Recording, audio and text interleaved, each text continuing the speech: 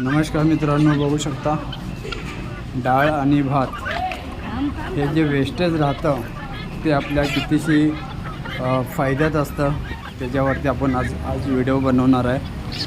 तर जे सरकारकडनं बेघर जे येतात, गावामध्ये खूप अशी घरं आहेत बेघर आलेली, तर ते बेघर येतात त्याची लास्टला पूजा असते।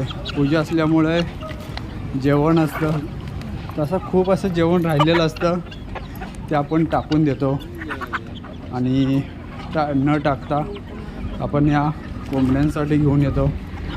ते सुद्धा देतात, आपल्याला फोन करून बोलवतात आणि देतात।